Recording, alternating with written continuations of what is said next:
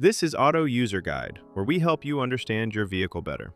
Today we are covering all information related to major engine services for the Toyota Highlander 2014 to 2019 models. Service intervals. Engine oil needs to be changed every 7,500 to 10,000 miles, which comes out to around 12,000 to 16,000 kilometers.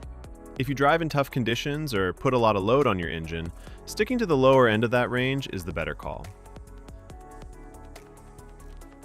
Engine coolant has a much longer life. The first replacement comes at around 100,000 miles. After that, it needs to be swapped out every 50,000 miles going forward. It keeps your engine temperature in check, so keeping it fresh is something you don't want to skip. Brake fluid should be replaced every 3 years, or somewhere between 30,000 and 45,000 miles, whichever one comes first. Over time, it absorbs moisture, and that slowly reduces how well your brakes respond. Engine oil. Engine oil capacity. Alright, so when it comes to engine oil capacity, the amount your car needs depends on the size of its engine. Not every engine drinks the same. If your car runs a 2.7-liter engine, the total oil capacity, including the filter, is approximately 4.5 US quarts, which comes out to about 4.2 liters. That's your number every time you do an oil change. Now, if your car has a bigger 3.5-liter V6 hybrid or non-hybrid engine, it's going to need a little more. The capacity there, again including the filter, goes up to approximately 5.8 US quarts, or roughly 5.5 liters. Recommended engine oil. Now let's talk about which engine oil you should be using. The recommendation is to go with a genuine engine oil, or any good quality commercial engine oil, if it matches the right type and viscosity for the temperature in your area. That last part matters more than people realize. The oil that works well in a cold climate isn't always the best choice for somewhere hot, so always check the viscosity chart and pick accordingly. On the topic of synthetic oil, you can use it. Synthetic motor oil is perfectly fine as long as two things check out. It carries the API certification seal, and it matches the viscosity grade your engine calls for. If both boxes are ticked, you're good to go. Change engine oil and oil filter. Before anything else, change your oil and filter based on the maintenance message that shows up on your driver information display. That message is your reminder. Don't ignore it. Here's how the full process goes. Step 1. Start the engine and let it run until it reaches its normal operating temperature. Once it's warmed up, turn it off. Warm oil drains out much more easily than cold oil. Step 2. Open the hood and take off the engine oil fill cap. This helps the oil drain smoothly by allowing air in. Step 3. Get under the car and locate the undercover. Remove the Phillips head screws and slotted head screws by turning them 90 degrees counterclockwise. Then pull the undercover off. Step 4. Find the drain bolt at the bottom of the engine. Remove it along with the washer and let the old oil drain completely into a container placed underneath. Step 5. Remove the oil filter and let any remaining oil inside it drain out as well. Set it aside for proper disposal. Step 6. Before putting on a new filter, check that the old filter gasket didn't stick to the engine's contact surface. This is a small but important check. A leftover gasket can cause an oil leak. Step 7. Clean the contact surface on the engine block, wiping away any dirt or dust. Then install a fresh oil filter. Step 8. Put a new washer on the drain bolt and reinstall it back into the engine. Step 9. Pour in the recommended engine oil. Make sure you're using the right type and the correct amount for your engine size. Step 10. Put the oil fill cap back on securely and start the engine. Step 11. Let the engine run for a few minutes, then get underneath and check around the drain bolt and oil filter for any leaks. If you see drips, shut the engine off and address it before going further. Step 12. Turn the engine off and wait for about 3 minutes. This gives the oil time to settle. Then pull out the dipstick and check that the oil level is right where it should be. reset the gauge. After you've changed the engine oil, there's one more thing you need to do: reset the oil life gauge. If you skip this step, the car won't know the oil has been changed and will keep showing you an inaccurate reading. Here's how to do it on your car. First, make sure the ignition is on. You don't need to start the engine, just press the start button without pressing the brake pedal so the system powers up. Next, go to your driver information display and navigate to the vehicle information menu. You'll find an option that shows your current oil life percentage. Once you're on that screen, press and hold the selection button, usually the one on your steering wheel, for about 10 seconds.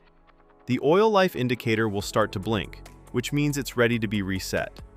While it's blinking, press and hold the button again. The display will reset back to 100%, confirming that the system now recognizes the fresh oil. Once you see 100% on the screen, you're done. The gauge has been successfully reset. After that, go ahead and start the engine normally. Let it run for a moment and confirm that no warning lights related to the oil are showing up on the dashboard.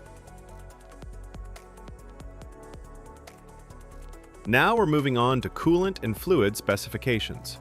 Keeping your coolant at the right level is just as important as your engine oil. It keeps your engine from overheating and running into serious problems. Engine coolant, radiator. Before you touch anything, make sure both the engine and the radiator are completely cool. Never open the radiator cap on a hot engine. The pressure inside can cause boiling coolant to spray out and burn you. Once everything is cool, place your hand on the radiator cap and turn it just 1/8 of a turn counterclockwise. This releases any built-up pressure inside the cooling system. Give it a moment to settle. Now push the cap down and continue turning it counterclockwise to fully remove it. Look inside and check the coolant level. It should be right up to the base of the filler neck. If it's sitting lower than that, go ahead and top it up with the correct coolant. Once the level is good, place the radiator cap back on and tighten it fully. Make sure it's secure before you close the hood.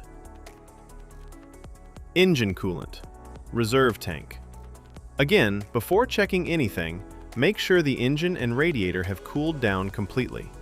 Now locate the reserve tank. It's a small, translucent container usually sitting near the radiator. Look at the side of the tank and check where the coolant level sits. If it's below the minimum mark, add the specified coolant slowly until it reaches the maximum mark. Don't go above it. Once the level is good, take a moment to inspect the cooling system for any leaks. Look around the hoses, the radiator, and the reserve tank itself. If you notice any drips or wet spots, that's something that needs attention before you drive the car. Now, let's talk about replacement of brake fluid. Checking your brake fluid is straightforward. On the side of the brake fluid reserve tank, you'll notice two markings, a minimum and a maximum line. Your fluid level should always be sitting somewhere between those two marks. If the level is at or near the minimum mark, you need to top it up. Don't let it drop below that line.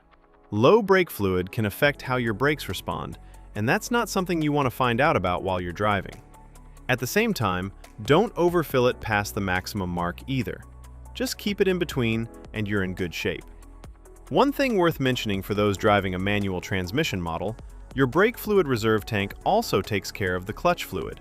It's the same tank serving both systems. So, as long as you're keeping the brake fluid level between the minimum and maximum marks like we just discussed, you don't need to check the clutch fluid separately. It's already covered. Tire rotation schedule. Tire rotation is one of those maintenance steps that people often overlook, but it makes a real difference in how long your tires last. Generally, you should be rotating your tires every 5,000 to 10,000 kilometers. If your vehicle manufacturer recommends a different interval, go with that instead. Tires without rotation marks.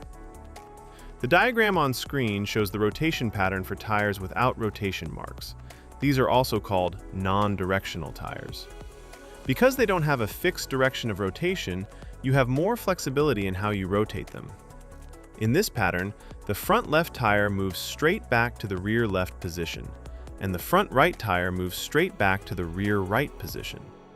Then, at the next rotation interval, the rear tires cross over, the rear left moves to the front right, and the rear right moves to the front left. This cross-rotation method spreads the wear more evenly across all 4 tires, which helps them last longer overall. Tires with rotation marks. The diagram on screen now shows the pattern for tires with rotation marks, commonly known as directional tires. You'll notice an arrow on the sidewall of these tires, and that arrow tells you which direction the tire is meant to spin. It only works one way. Because of that, you can't cross these tires from one side of the vehicle to the other. The rotation here is simpler. Tires just swap between front and rear on the same side. The front left goes to the rear left comes up to the front left, and the exact same thing happens on the right side. It's a straightforward swap, just without the crossing over that you do with non-directional tires. Now let's talk about the fuel tank capacity. Your fuel tank capacity varies by model. Gasoline models hold approximately 19.2 US gallons, which is equal to 72.5 liters, while hybrid models have a slightly smaller fuel tank with a capacity of approximately 17.2 US gallons, which is equal to 65 liters. Thanks for watching this video. I really hope it helped you understand things a little better. If you found it useful, give it a like. And if you haven't subscribed yet, hit that subscribe button so you don't miss the next one. Drop your thoughts or questions in the comments below. I'd love to hear from you. It genuinely means a lot.